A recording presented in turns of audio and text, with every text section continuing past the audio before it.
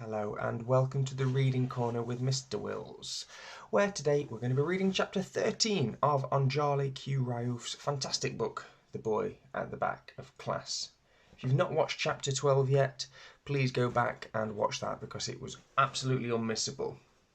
Okay, on with chapter 13. There's something that changed everything. The night after Ahmet had told me about his sister Syra being in the sea and not knowing if his mum and dad were alive, I had trouble getting to sleep. My mum always tells me to count sheep when I can't sleep, but I can't. But I find sheep too funny. They look like clouds with legs, so I count leopards instead. They're colourful and look serious. I can't remember how many leopards I counted to, but it must have been more than 200 before I eventually drifted off.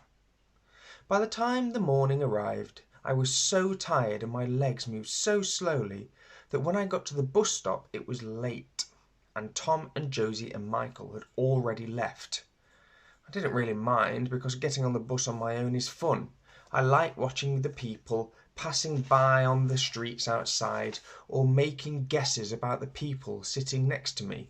Last week there was a huge man sitting right at the front of the bus, snoring so loudly that he was making all the windows shake. Everyone was watching him and giggling or shaking their heads at him. But what if he had been a world-famous snorer on his way to the International Snoring Championships and was just practicing his best snore? You just never know. That morning I was too sleepy to look at anyone and guess stories about them, so I leaned my head on the large window and just listened instead. There are always lots of noises on a bus, especially when there are lots of people going to work and trying to get to school. But it's usually noises like the doors opening and closing, the people ringing the bell, the tickets beeping on the ticket machine. Nobody really talks to anyone, unless they're friends or asking for a seat. Uncle Lenny says it's because we're English, and English people would rather die than have to speak to someone that they didn't know. I think I can't be very English if that's true then. The bus had passed 2 stops, and except for a baby who was making loud gurgling noises, it was nice and quiet. I think everyone must have been as sleepy as me. But then, at the 3rd stop, a woman dressed in a bright yellow coat and a man dressed in a suit came and sat in front of me and, picking up the free newspaper lying on the seat, began talking loudly about things that they were reading. At first, they talked about the economy being broken by rich people who weren't paying their taxes and hiding all their money in a place called offshore.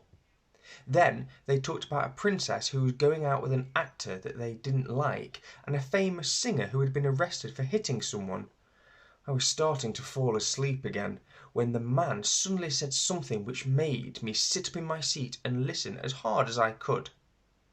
"Oh, ain't it horrible?" the man said. "Look at what they're saying about the refugees. Border restrictions as of next month. I knew it would happen." The woman shook her head and looked over his paper. "Those poor people. Where will they go? Back to that nightmare they left behind, or are they going to be left to starve in France?" "Cheaper for us to leave them in France," said the man, shaking his head. "Says here the borders will be closed at the end of the month. So that's all the racists made happy then." The woman tuttered. "Rescuing kids out of the sea one minute and then telling them they can't be helped the next. Some of them might have family here. Poor little things. They should count for something." The man read the newspaper for a few more seconds and then said, "Well, apparently not. Says here we've already taken in a few hundred, so we're not going to take any more. Doesn't matter how little they are." It was my stop. As soon as I got off the bus, I ran as fast as I could to school, my heart still beating so loudly I could hear it in my ears. But I didn't care. What if the man was right? Then after next month, Ahmet's mum and dad would never be allowed into England, and Ahmet would never see them again. I needed to tell Tom and Michael and Josie about what I had just heard, and I had to tell them everything without Ahmet hearing. But when I reached the school gates, the bell for registration was already ringing and the playground was nearly empty. I ran into the classroom just before Mrs. Khan had started to take the register. She looked at me with a frown, but didn't say anything. "Where were you?" whispered Josie. "We waited until the second bus came." I was too out of breath and lost for words, so I just said, "Slept late." That morning, Mrs. Khan put us into two big groups so that we could write a play about Romulus and Remus and then act it out. It's a legend about two baby boys whose mum hid them in a basket and sent them far away so that they wouldn't be killed by somebody that was jealous of them. I guess that they were refugee boys like Ahmet was, except Ahmet's mum didn't put him in a basket, he came in a boat. Mrs. Khan and Miss Hemsey and said Ahmet could join in with the class project. So Ahmet and Tom were put into my group and Josie and Michael were put into the other group. I was trying to think of how to let them know what I had heard when Mrs. Khan told everyone to get out a coloured piece of paper and a special handwriting pen from her desk so that we could write out our own lines. I decided to take an extra piece of paper, and while everyone was busy looking through their workbooks to find out which character they wanted to play, I quickly wrote a top secret message. It said this: "I heard something on the bus. We mustn't tell Ahmet about it. Meet me at the library at break time. Top secret." I folded up the message until it was so small that I could hide it in my hand, and when Mrs. Khan and Miss Hemsey weren't looking, I passed it to Tom. Tom looked around, and when nobody except me was watching him, he opened it and read it.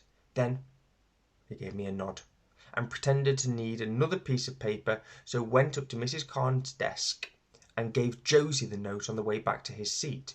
Then I saw Josie read the note and quickly pass it to Michael, who dropped it on the floor. But luckily, everyone was too busy writing their lines to notice, and he snatched it back up again. He looked over at me and gave me a thumbs up, and then stuffed the top secret message into his pocket. Just as soon as the bell rang for first break, and Mrs. Khan told us to leave everything where it was, I ran to the library and waited outside. It was one place in school no one ever tried to go in at break time. A few minutes later, Josie and Michael came running up the corridor. "Tom's in the playground with Ahmet," said Josie. "We can just fill him in later." "What did you hear?" asked Michael, his eyes wide. I quickly told him about everything the man and the woman on the bus had said about no more refugees being allowed into the country, and then what Ahmet had told me about his mum and dad being left behind. I had to tell them about his sister Syra too. I felt bad about breaking my promise, but I knew that Ahmet wouldn't mind me telling Josie and Michael about it because this was a real emergency and they were his friends too. "You mean if he doesn't find them before the end of next month, then Ahmet might never see his mum and dad again?" gasped Josie. I shook my head. "Not once the government closes the borders and the gates." "Yeah," said Michael. "They're like giant airports. The ones with loads of police and guards protecting them. And you can't go through them when they're closed or you get put in jail." Michael looked at his watch and pressed a button so it lit up and showed the date. "If they're closing the gates at the end of the month, that means he's got 9 days to find them." "What do we do?" asked Josie. "I say we tell Mrs. Khan and Miss Hemsey. They'll know what to do." Josie and Michael agreed. We ran to the staff room and knocked loudly on the door. We're not supposed to disturb the teachers in the staff room at break time because that's where they go to drink lots of tea and find the answers to the questions that they can't find in their answer books. I know because Josie's aunt's a teacher and she told Josie who told me. But Mrs. Khan and Miss Hemsey had told us to go and find them if something was wrong. And this something felt like the most wrong something I had ever heard of.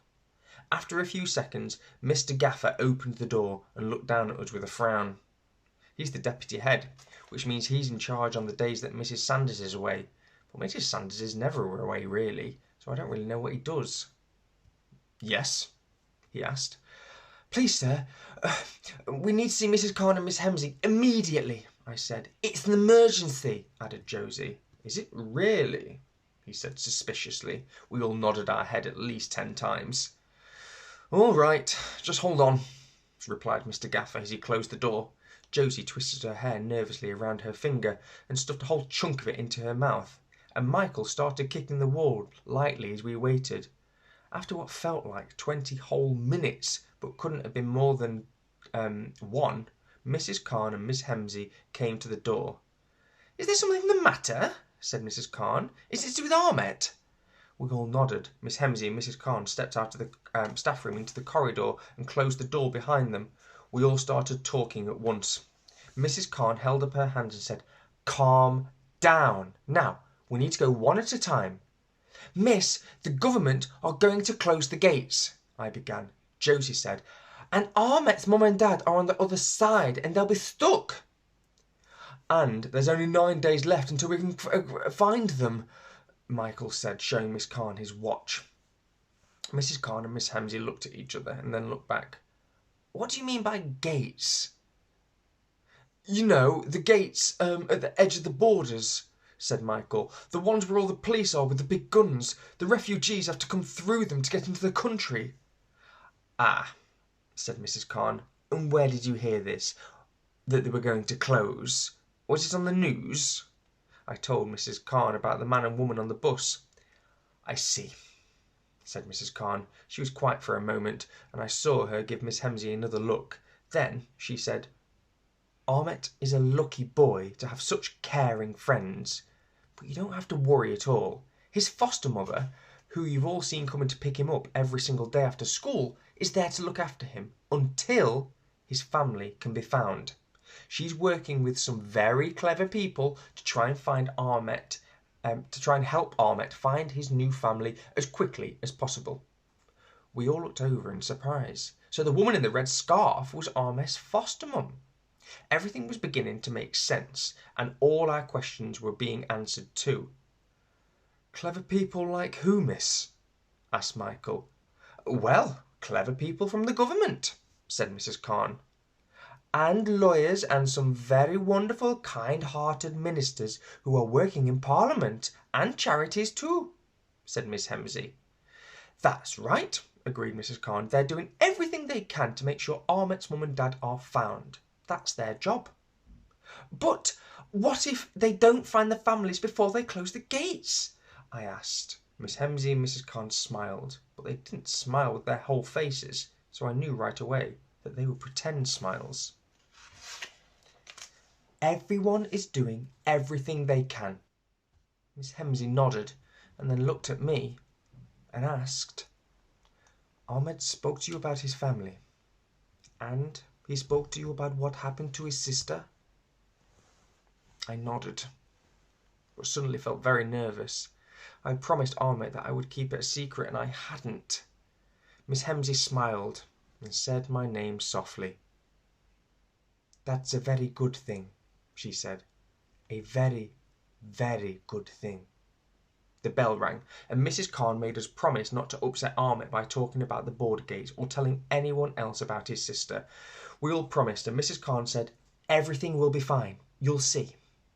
I nodded, but I didn't think she sounded very sure. In fact, I didn't think everything was going to be fine at all, not if Ahmet didn't find his family before the gates closed. That afternoon, we told Tom what had happened, and we all came to a decision. We were going to try and help instead. And to do that, we would need to go on our very first ever top secret mission. Hope you all enjoyed that chapter. Join me very soon for chapter